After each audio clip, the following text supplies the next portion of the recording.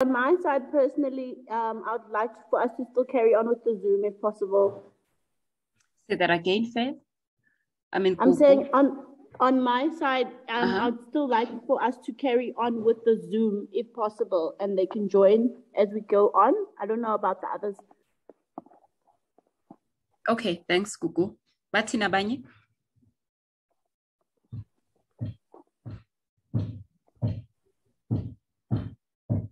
I'd also like to carry on with the Zoom.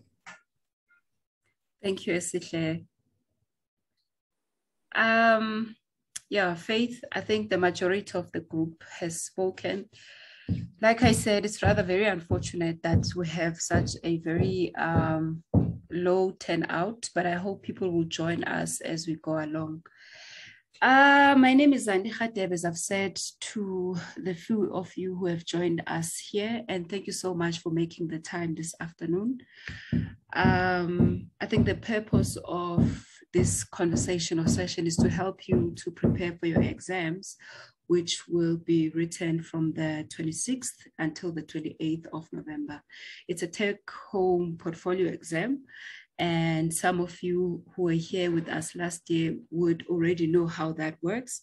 And the exam is over 3 days, which is 72 hours. And the purpose or the reason why I structured the exam like that is because, I mean, when you look at the demographics of South Africa, the majority of our students come from, poor social backgrounds where it is quite difficult for them to access the internet. And so if we were to set our exams for a shorter period of time, they would obviously be disadvantaged. So in my attempt to be fair, I thought this exam should be over a period of 3 days. Can I just ask, just to have an indication from the 4 of you, how many of you have not received feedback on their assignment tools, the critical essays? Has everyone here received feedback? Yes. Yes. No, I haven't. I have. Okay. Thank you, everyone. I think there is only one person who has not received feedback. Do you mind sending me your student number? Just put it on the chat so that we can have a quick follow-up and understand what the problem is. All right, I'll do so.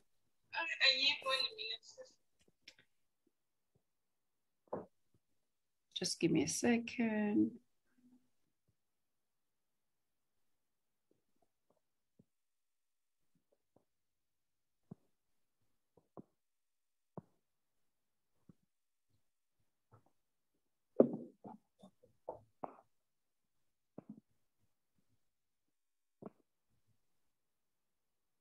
Okay, great. Thank you, Faith. It seems 2 students have not received feedback for their assignment tools. Okay, that's rather strange because I finished marking assignments too. I think the last batch was marked exactly a week ago. And yeah, it's quite strange. And are all of you active on MyUnisa? Are you able to access MyUnisa? Yes, I am. Yes, ma'am. Yes, I am. Okay, okay. So I take it that the majority of you are active on UNISA and you should be receiving my updates. And on my UNISA, I stated that anyone who's not received their assignment tools should please contact me so that I may see where the issues are. And I've not had, any responses from students. So it's quite interesting that some of you on this group say that even though you are active on my UNISA, you have not seen the request for you to send me an email. Okay, I don't think there's I think that there's no need for us to go over the house rules because we're such a small group. There's no need for me to tell you that you need to mute your mics and keep your videos off. Even if I were need to do so, I would just tell you guys personally because it's such a small number. And perhaps one question I might want to know from you is if we have anyone who is living with a disability, you can just indicate on the chat box and perhaps email me directly so that I understand what your needs are towards the exam. And I'm also glad that you say that you guys have been active on my UNISA. Are you able to see my posts, especially on the announcement page?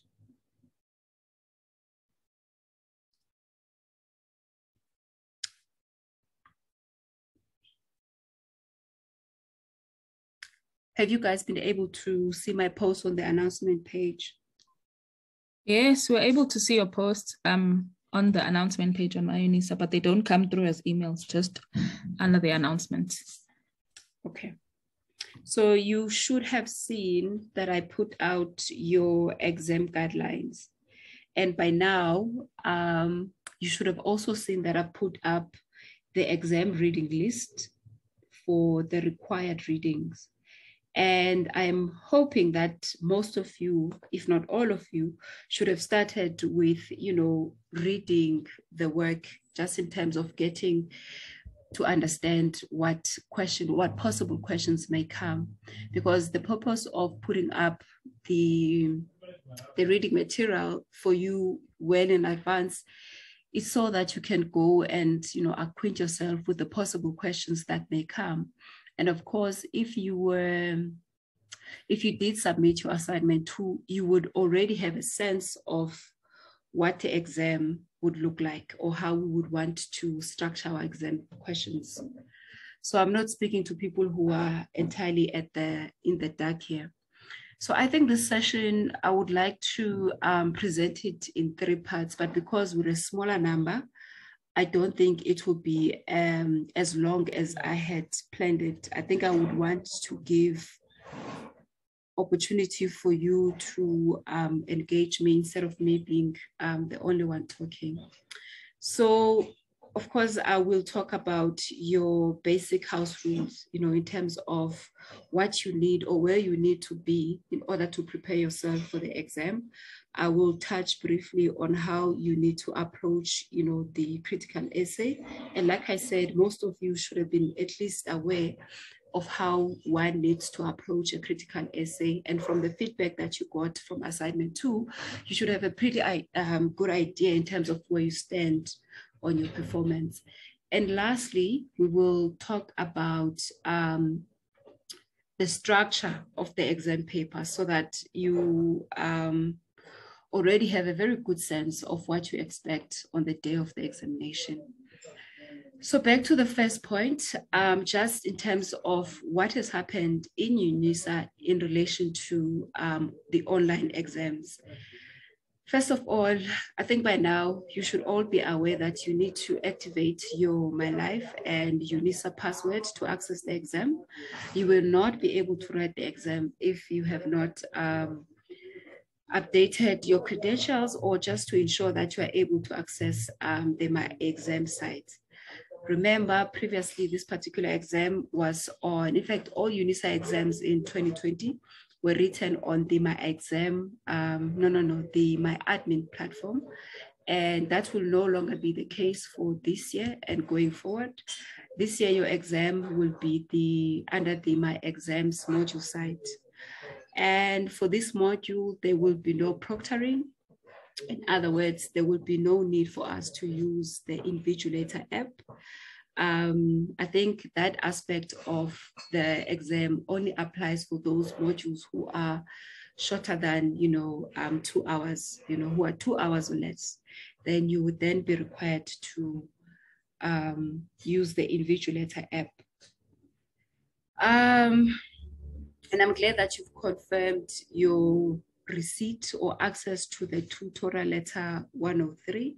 I think that's going to be very important for this conversation. If you haven't, please let me know so that I can either send it to you directly by email or just keep reminding you to check it out on my UNISA. It's really up to you.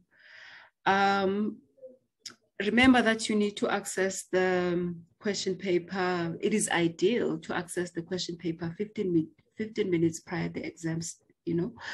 And if you are able to access it early and you come across challenges, it would obviously be easier for me and my colleagues at the exam center to assist you should you encounter any problems with downloading the paper.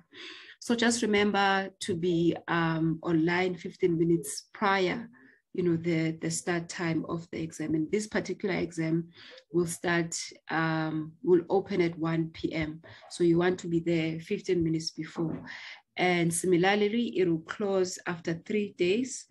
And you will have, I think, a 15-minute window or grace period for you to upload your question paper. And so once you are on the site, and I've been sending out this information on the tutorial letter, I will not spend too much time on it. You have to click on the PLC3701 exam site, insert your password, and you go on to the My Exam page.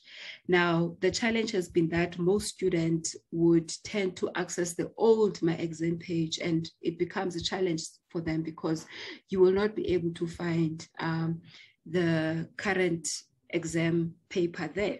So you don't need to necessarily log off, but you do need to refresh or to clear your cache or your history so that you are then able to access the question paper. I've sent you information on how you clear your cache on the guideline and as well as the 101 tutorial letter. If you have any difficulty accessing the exam question paper, you need to communicate any challenges directly to me by email and try to describe the issue for me best you can so that I can, if I cannot solve it, I can reach out to the ICT department. Under no circumstances am I allowed to email you the question paper. I repeat, primary lecturers are not allowed to email the question paper to students. Should you have challenges, please make sure that you send me an email as quickly as you can. Now, those students who will be submitting handwritten exams, remember, it is your responsibility to write clearly and legibly. And it is also your responsibility to ensure that you scan the document properly. And again, I've sent information on how students should do that. And I've also specified the type of format that the system accepts. We do not accept JPEG files. So if you are at an internet cafe, please ensure that they have not saved your file as a JPEG because you have problems. Are we still together?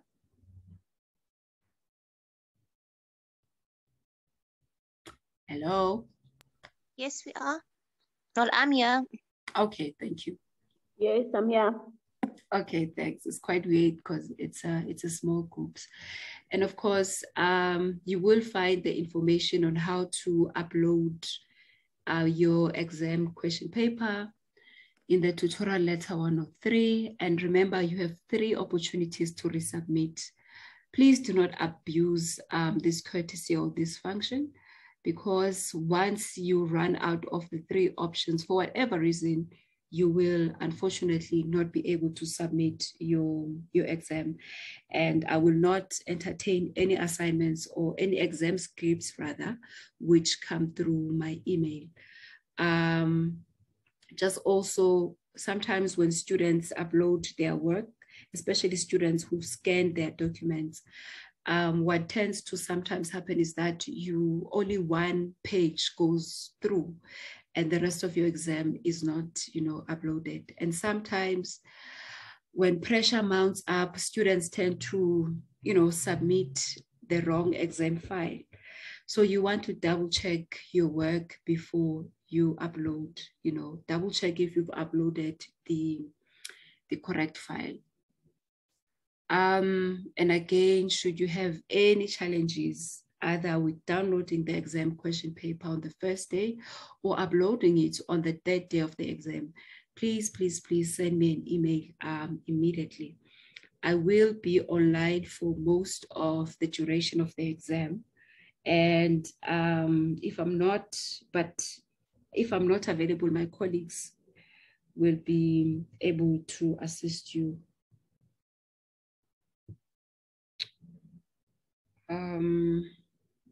Are there any questions at this point?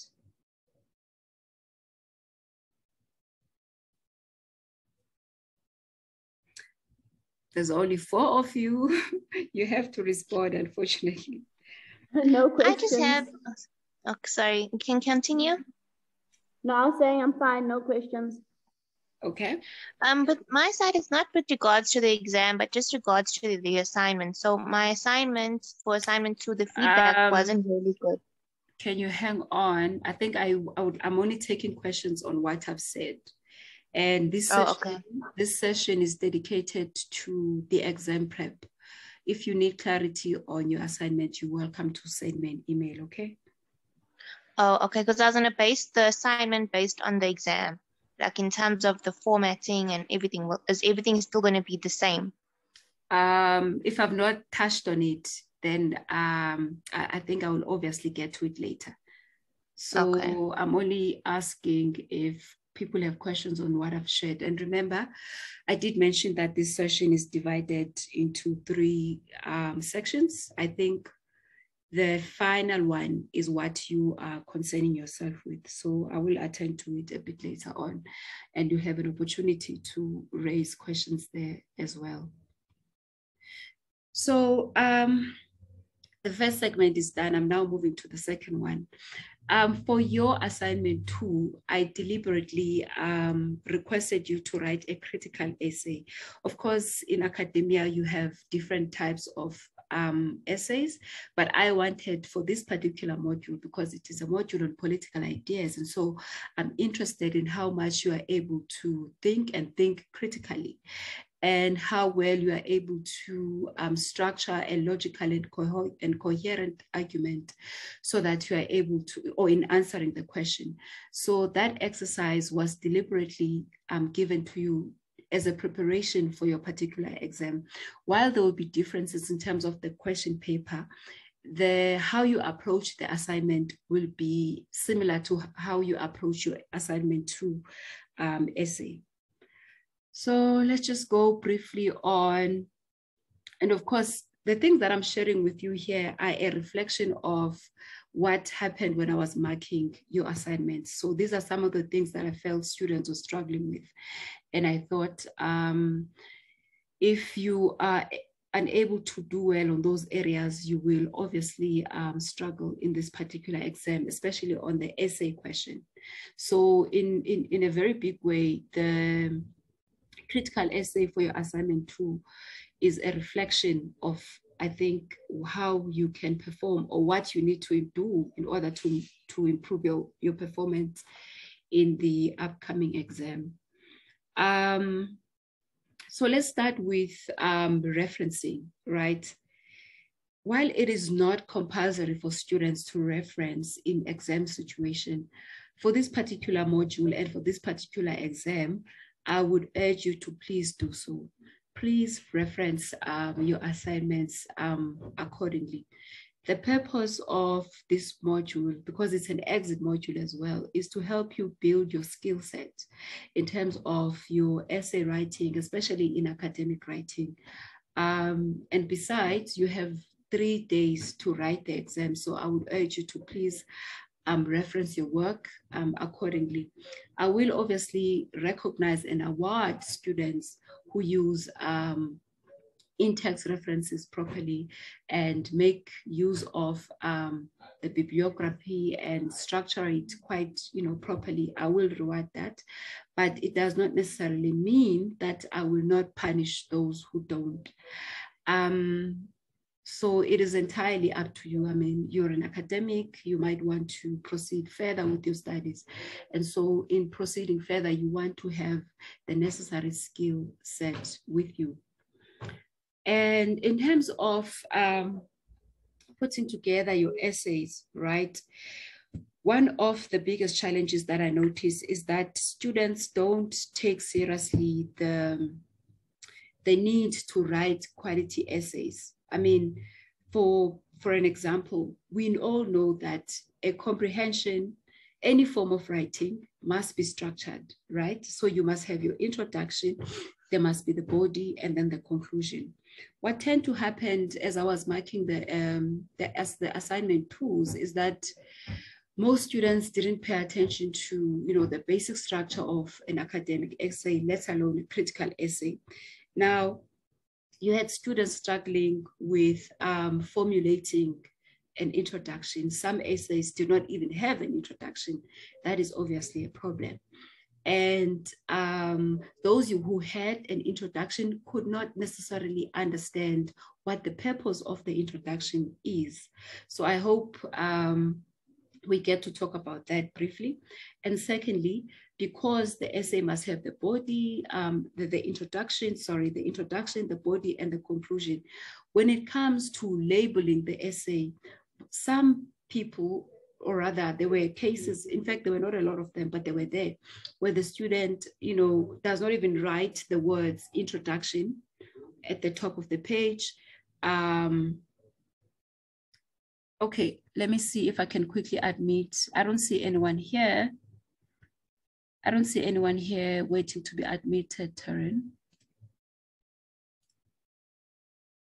Okay, it's some lady girl by the name of Tembi. She sent a screenshot to say that she's waiting. No, Tembi is not here. There's someone else. I hope this is her who's just come in. Thanks for that. So as I was trying to say, the quality of the essay would be so bad that some people don't necessarily understand how to structure the body. So you find that a person would just write body, the word body, for that particular session, and then they get to the conclusion and then they write conclusion. While it is acceptable to write introduction for the introduction section and conclusion for the conclusion section, it is wholly problematic to write body for the body section. What you need to do in that particular section is to divide the body of the essay into at least 3 subheadings. And your subheadings should be relevant to the actual content that is contained in those 3 paragraphs. Otherwise, you won't be able to achieve a clear introduction that flows with the body and the conclusion. Just remember that. And I think when we now go back to the introduction, what is the purpose of the introduction? I think for me, the most important thing that I expect to see in your introduction is where you provide the context or the background, or even because you are third-year students, a theoretical context to the question, So in that part, you need to identify your position in relation to the question at hand and reflecting on the research that you've done or based on the research that you've done. And you can only have a position on a particular issue after you've engaged with the required reading. So again, it's important to read for this particular exam. You will not be able to do well otherwise.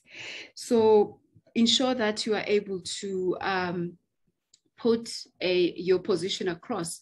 That position or that line of thought will then guide you in terms of how you proceed with structuring the rest of the essay. So the introduction then will set the tone of what will come in the essay. It then sets, like I said, it sets the order of what your argument will say and how your argument will develop.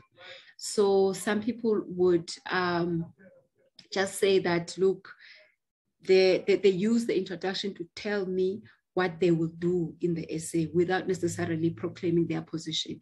Like I said, this is a critical essay.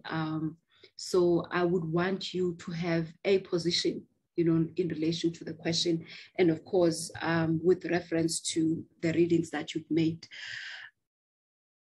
Are there any questions on the introduction part?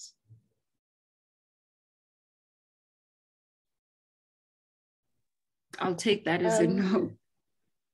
No questions, ma'am, but I did learn something, because in our other communication subjects, you usually only state your position in the conclusion. You know what I'm saying? So you'll speak and then only at the end say, therefore, I feel this way. So I'm glad that you emphasized that we must state our position from the introduction. Okay, I'm happy you got that. And you're right. There are different approaches from different departments and disciplines. Thank you. Anyone else?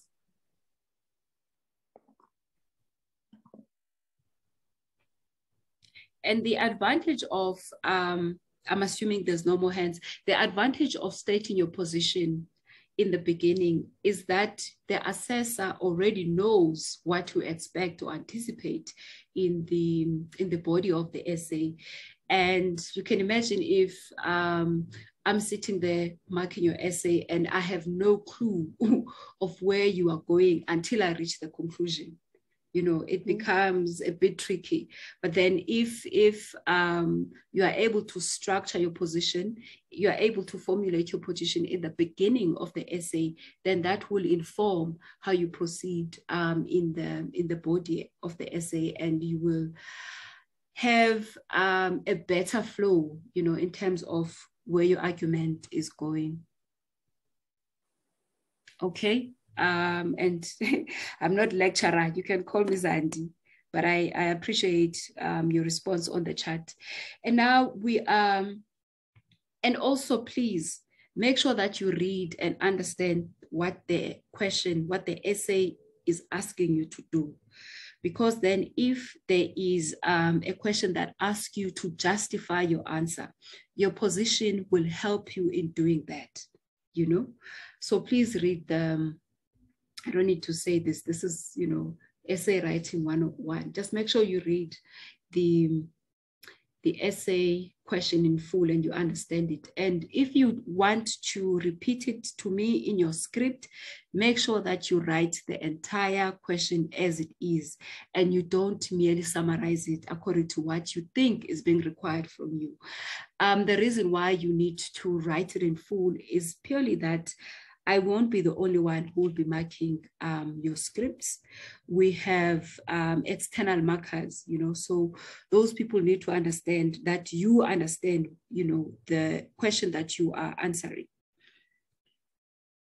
Okay, now we're going to move to the body part of your essay and how you should use your subheadings. Like I say, it is best to have at least 3 subheadings, right? So in those subheadings, you are basically making 3 solid points that flow together in order to obviously reiterate your position or accentuate what you're trying to say, you know? So make sure that you have at least, you know, 3 points, and those points will each have a subheading, you know, and it's also up to you. You can have 1 subheading for the 3 points that you are making, but you have to make absolutely sure that your lead sentence, or otherwise the sentence that carries the fundamental point in, or rather the main point in that particular paragraph, is clear. So if you're not going to use a particular subheading for your 3 paragraphs, make sure that your lead sentence is very clear. You know, the person reading you will be able to follow your argument without much trouble.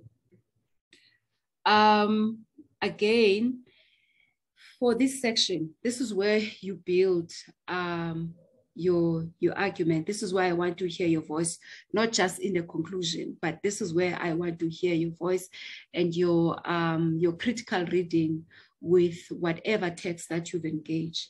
I will be very harsh on students who simply regurgitate the study guide to me, or students who simply regurgitate the required reading to me, because I already know what these authors are saying.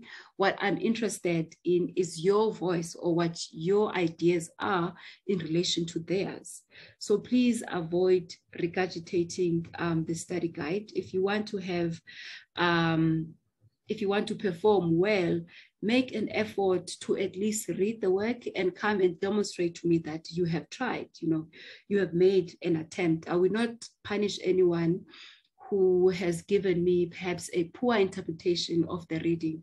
What I want to reward and recognize is that students have made an attempt to engage with the readings. So that's very, very important. And this is why I ensure that you get your readings at least a month prior to the exam, so that you just spend time reading and anticipating the question. And again, this is where you need to engage very critically with the work. And don't be afraid, again, to show your own voice and your ideas, because how I have structured this particular paper, like my previous paper before, is that I am not assessing your ability to just read the text and throw it back to me. No, I'm assessing your ability to understand, firstly, the basic concepts in political science or in political ideas, and how you can best apply them, in real life situations. So I'm assessing your ability to understand and apply concepts. And of course, your ability to be very critical in the process, While you are demonstrating your understanding of a particular concept, you are also able to put your own voice, we are also able to critique that position that is advanced by that particular author or concept.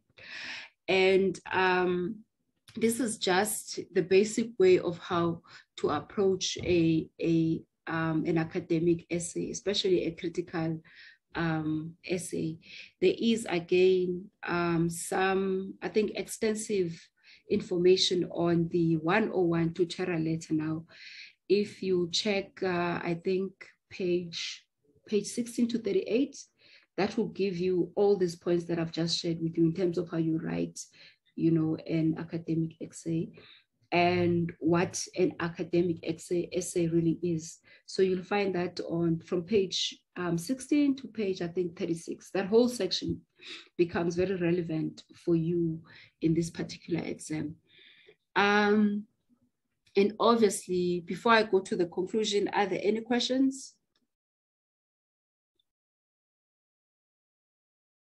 Are there any questions on the, okay, thanks. Nothing from my side. Okay, thank you, students. Now let's go on to the final section of your essay, which is the conclusion. I think someone spoke earlier that in one of their communications module, they are encouraged to only, okay, I see a hand, you may go ahead before I proceed. You can go ahead with your comment or question. Hello? Hi, we can hear you. Welcome. Hello, can you hear me? Yes, we can hear you. I just wanted to find, wanted to find out that you said that it's okay for us to put down our stance in the introduction.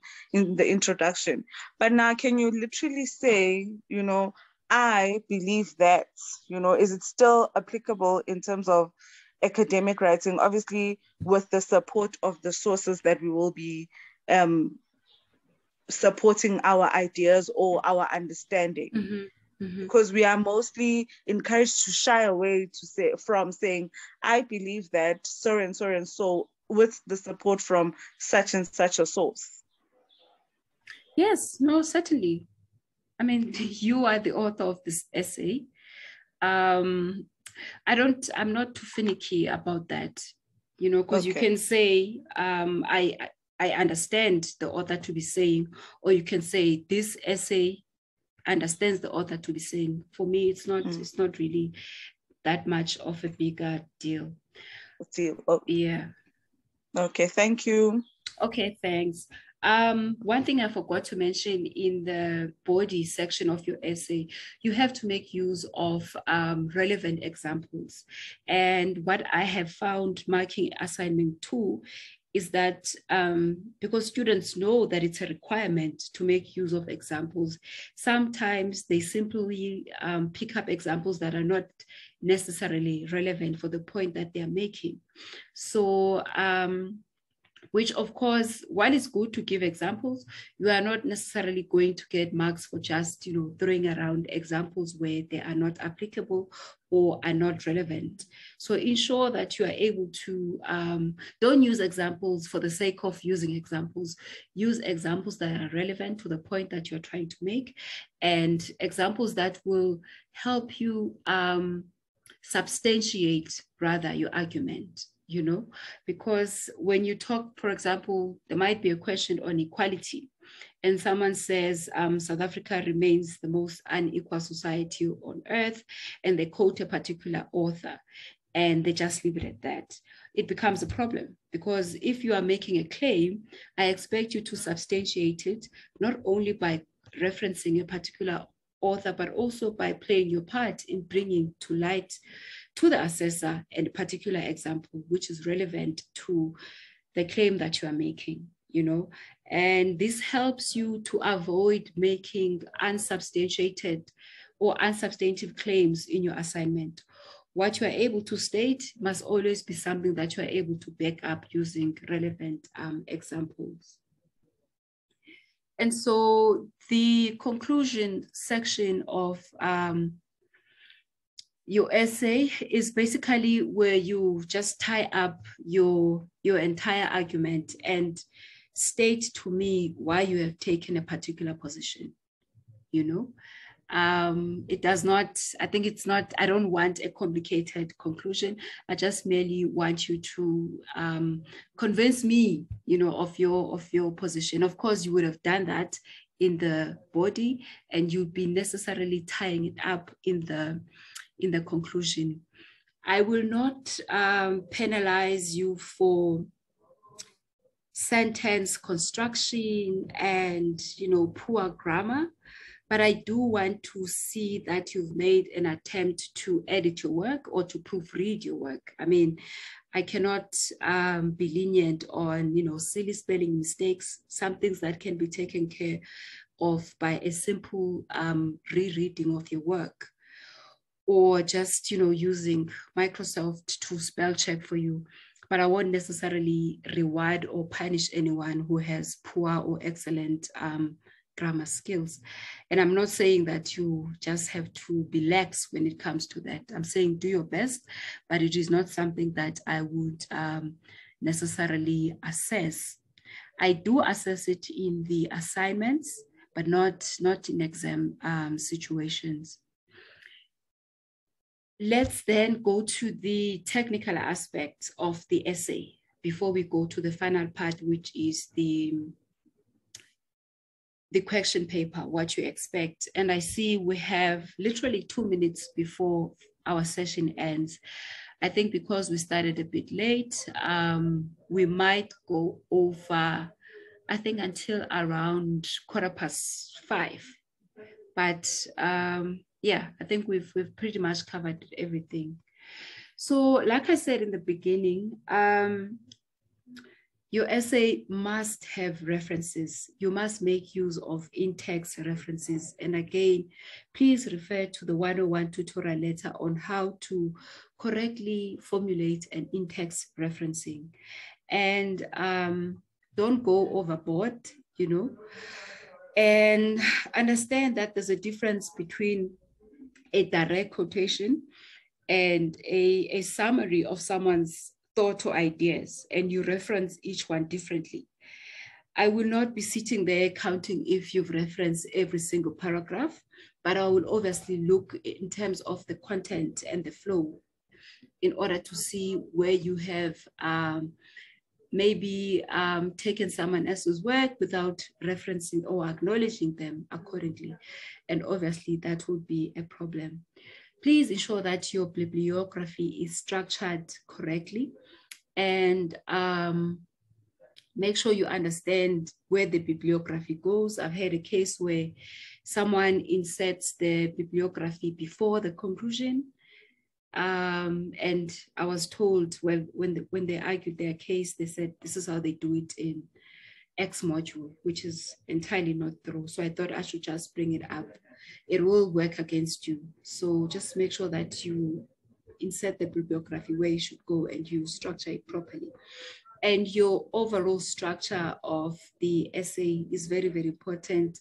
You need to have your conclusion, you need to have your body with the subheadings and the necessary examples, as well as a conclusion.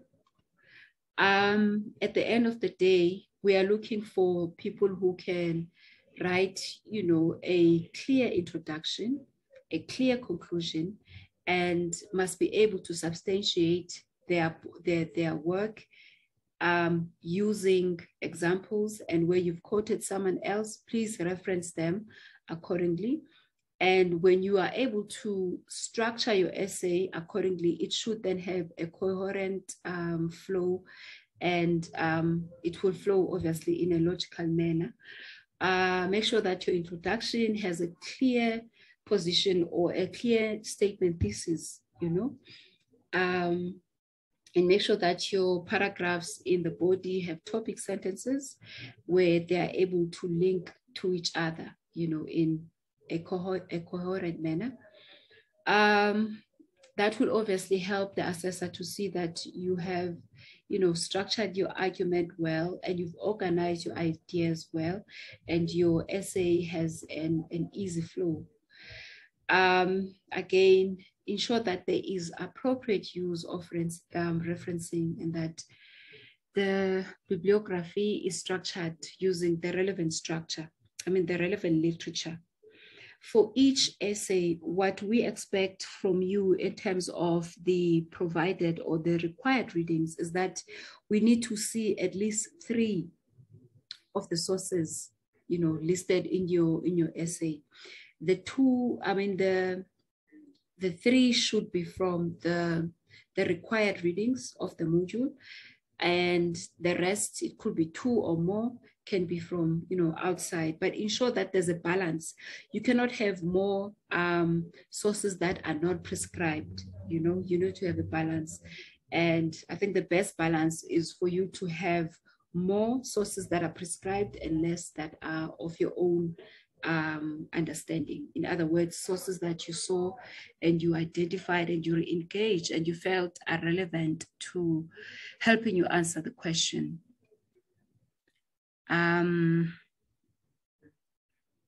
Are there any questions at this point before we engage the question paper? I don't know if this was an ancestral hand.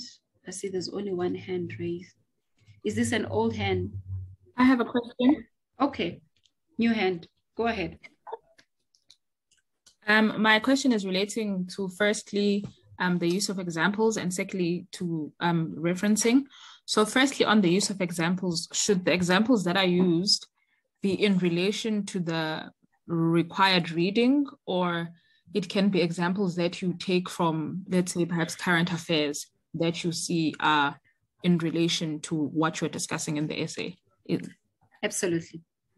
Absolutely. That's the example that I made to say that you can, you know, in building your argument or in making your point, you will have a certain claim, right?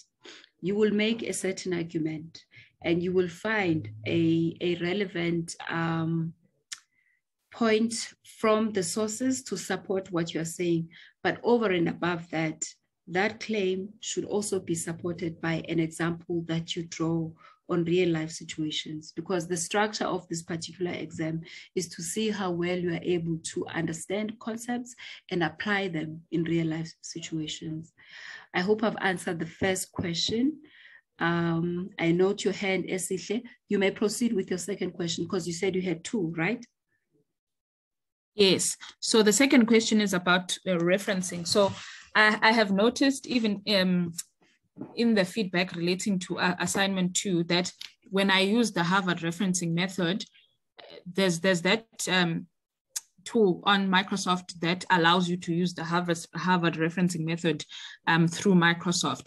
But the comments that I got from that essay, assignment 2, were that I had wrongly referenced, or I should use the correct referencing method. So I was wondering, does that mean we must manually reference and that that tool from Microsoft is not appropriate?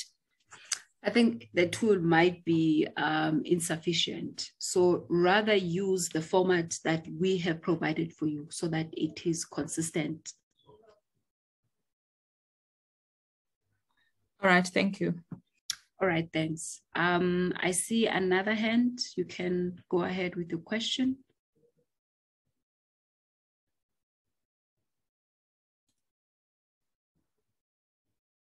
We can take your question.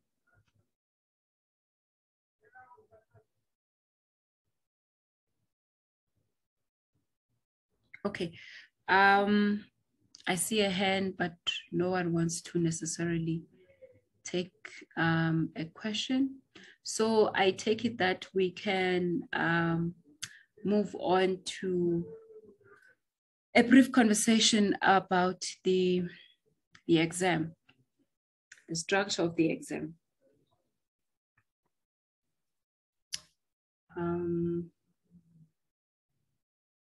Just want to quickly share my screen.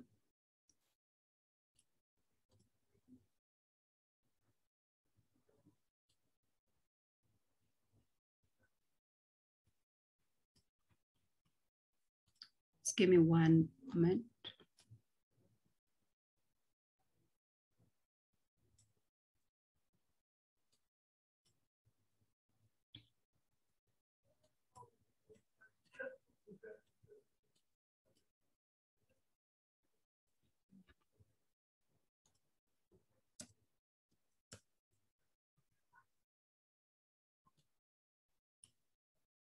Are you able to see my screen?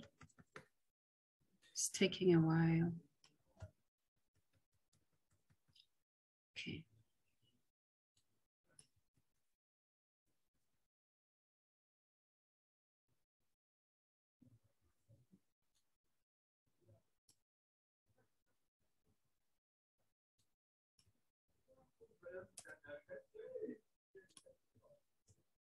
Are you able to see the screen now? Anyone? No. What are we supposed to be seeing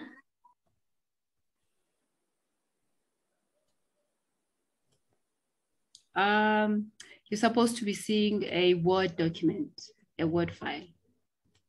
No, we're just still seeing your No, the screen is not.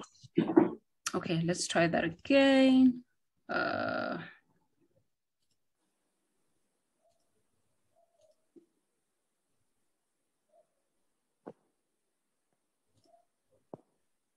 Okay, there we are. Can you see it now? Yes. Okay, perfect. Yeah.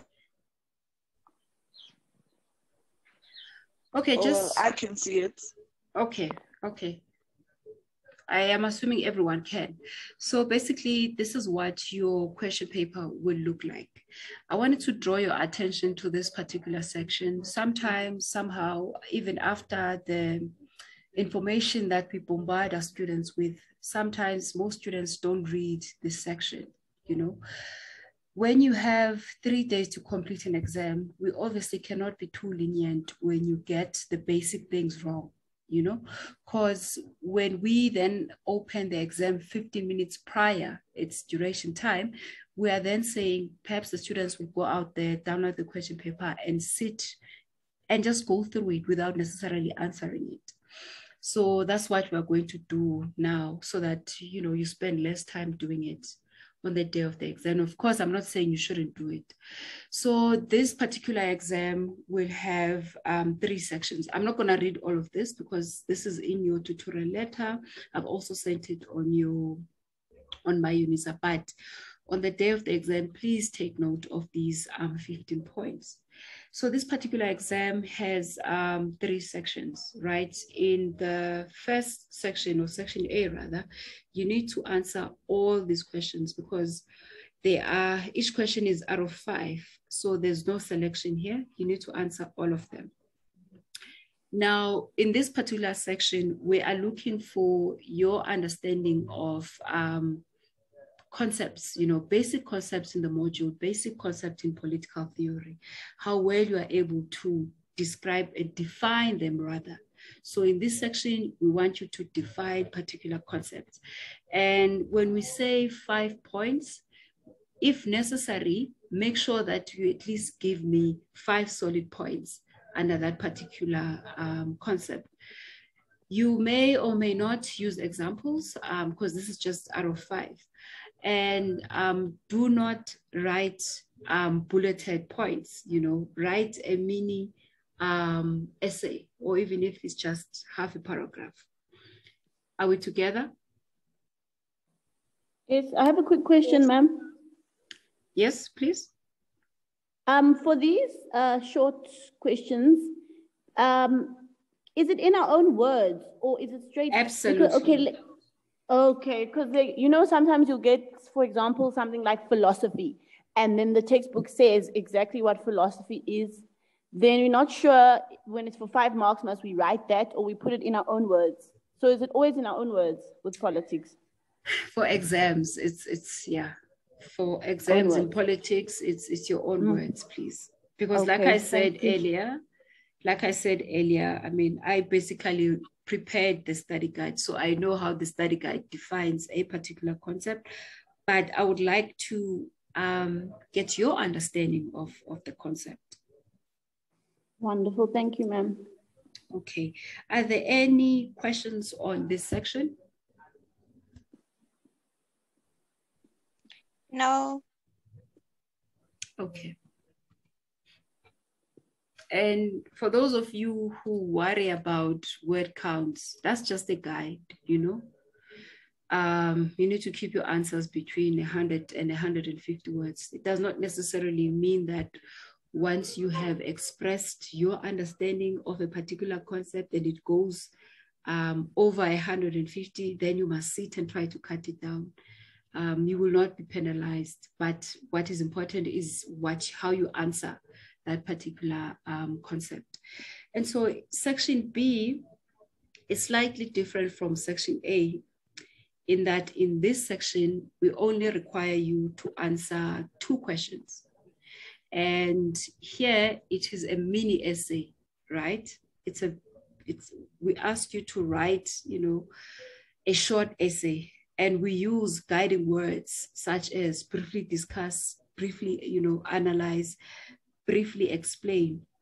You need to understand exactly what it is you are doing when you are answering your question. If the question is asking you to discuss, you should be able to demonstrate your ability to discuss. When we are saying explain, you should be able to just, you know, explain. When we are saying to you, you need to analyze, that means it's going to be a bit more in depth, you know. And we then sometimes draw directly from current affairs and ask you to discuss a particular concept in relation to a particular political phenomenon. Are there any questions on this section?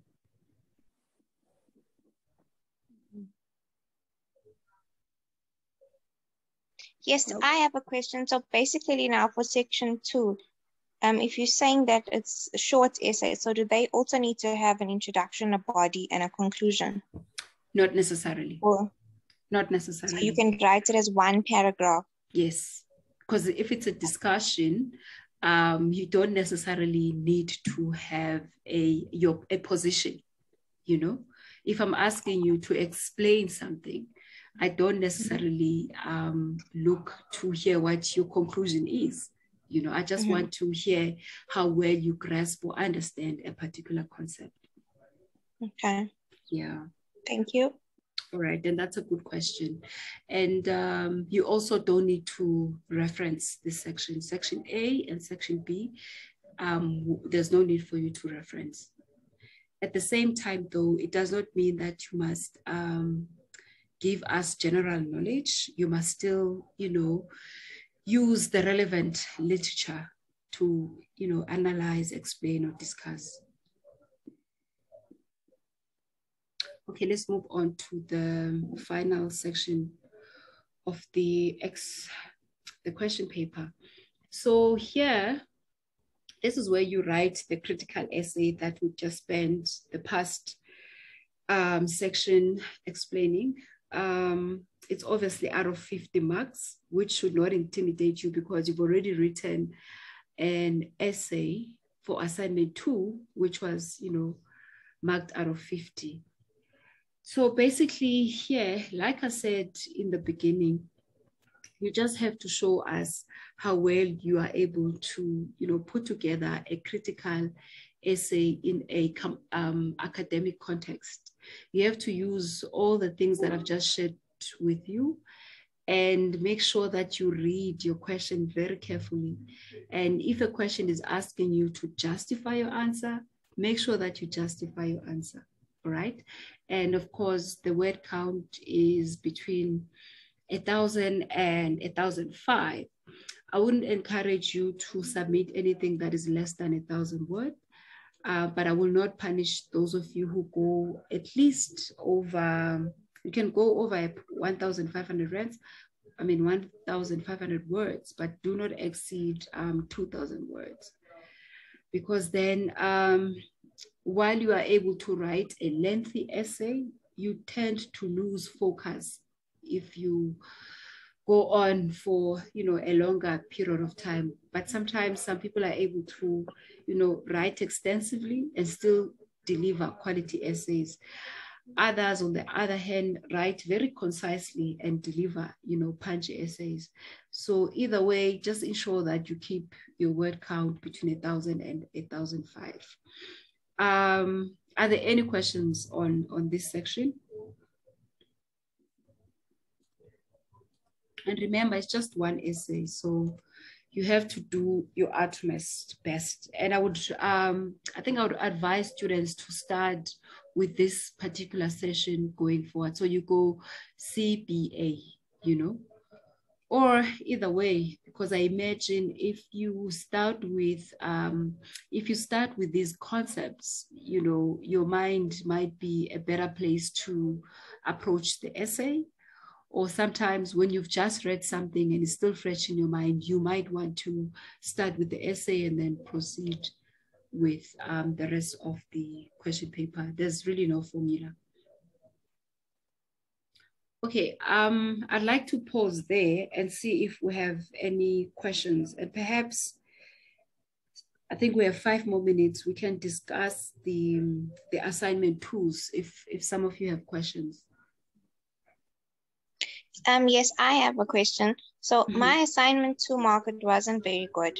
So I think I got 45% for it. And then in the essay, basically I only got feedback in terms of the sources. So I don't know, was it just the sources that were wrong, or was it my whole essay? Like, I'm just battling to understand that part. I think, what do you mean by sources? They can't just say sources. Yeah, like every single, I just hold on, I'll tell you, like, for instance, there were certain parts, let me just go to it, just give me a moment. No problem. So like that, for instance, like what you're discussing now is different to what I had. Like, for instance, it says avoid using sources that are not prescribed in the module, but yet we were told that we can use what's not prescribed and use what's prescribed. Say that again. Then, are you saying that the response that you got from us was that perhaps you are using more unprescribed sources than you were using prescribed sources? No, the response I got, like this is a direct response saying avoid using sources that are not prescribed in the module. Then there was another response to say that I must try to consider not using sources in the exam. Okay. And only use what's prescribed. Yeah, I think the challenge with your particular essay, of course, I'm just speculating from what you're saying. The challenge might be, as I explained earlier, that students tend to ignore the prescribed readings and rely on unprescribed sources. So that is obviously a challenge because you are required to engage the literature that is provided for you. And you will not necessarily perform well if you don't do that, because some questions are very specific. You know, for example, there was a question on the South African land issue as understood by Mabogo More.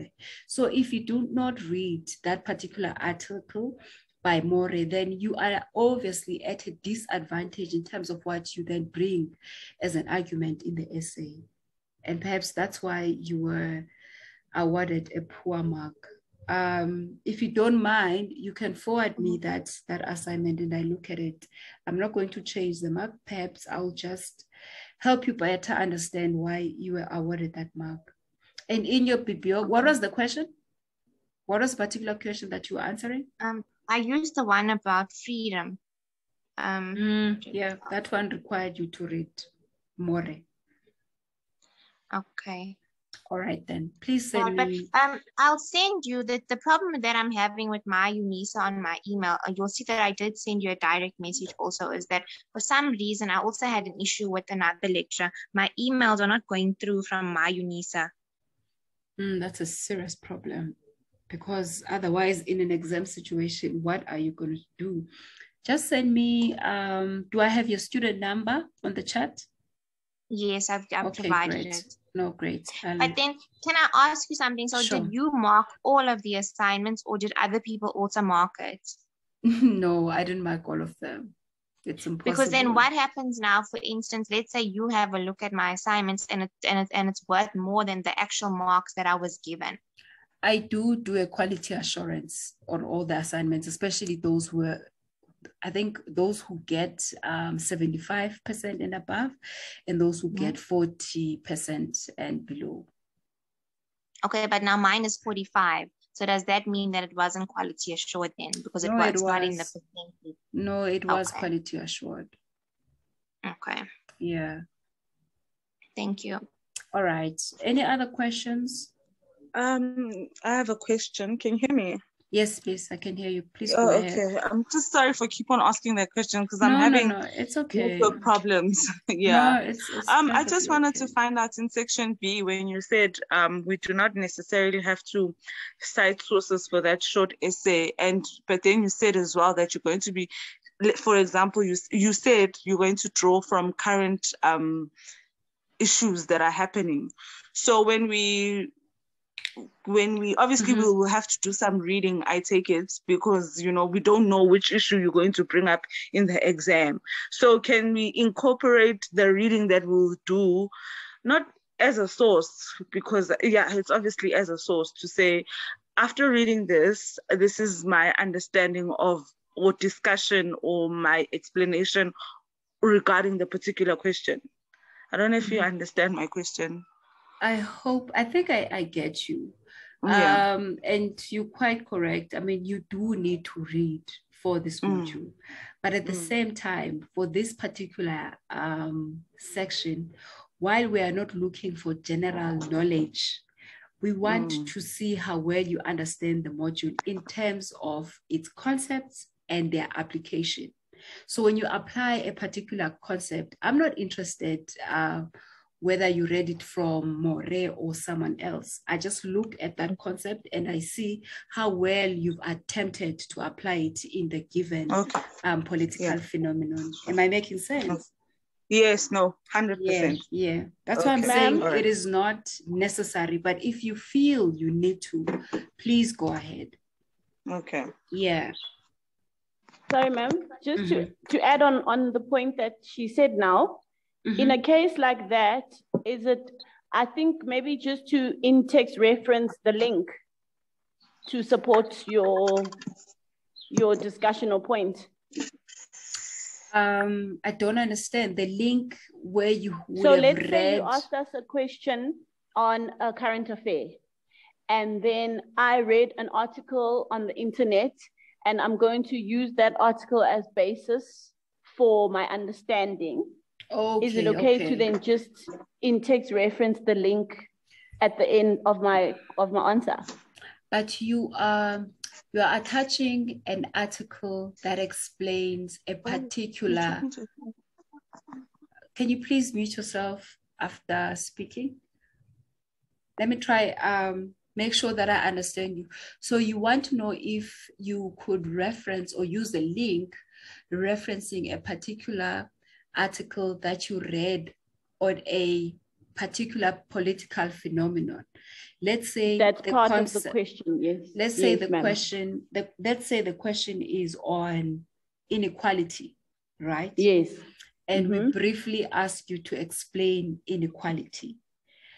Yes. So as someone who has been studying for the module, you know which political philosophers deal with the question of equality. So you can choose their definition. It's up to you to whether to want to cite that particular person, but I would know, you know, as the marker that you are drawing from the text, right? But where I don't, and it answers, I think I'm repeating what I said to the previous student. You have the option of using that particular source, or maybe saying I drew from here. That's okay. Yeah.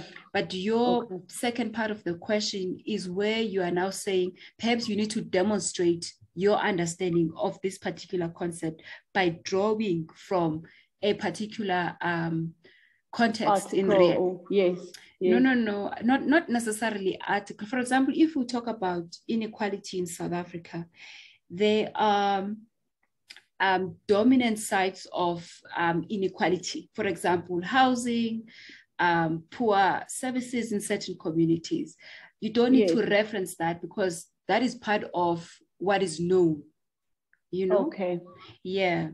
You're not telling me about a particular idea that belongs to a particular scholar or thinker, but you are merely drawing, you know, from a particular context, a current affair, or a political phenomena to show us your understanding of inequality, or to back up your particular claim that that your understanding would have made about inequality.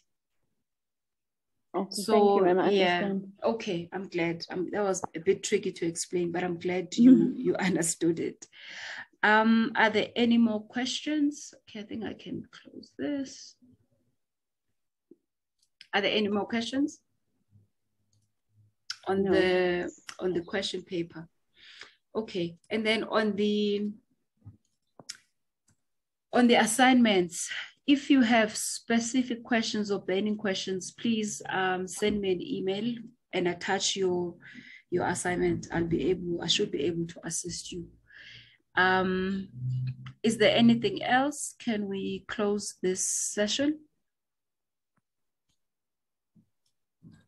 Faith, I've got your student number, Google Care, so I've got your student, but you are going to send me your assignments, right? Yes, ma'am, we'll do so. Right then. And we have no students who are living with disability. And you obviously know the protocol around load shedding, because it's been quite hectic the past few weeks. Yes, it's been very hectic. Yes, make sure you let me know and you have evidence, you know, and that will obviously qualify for an accredited exam. If there are no questions, I then would like to thank you again for being part of this very intimate session, and I wish you all the best for your exams.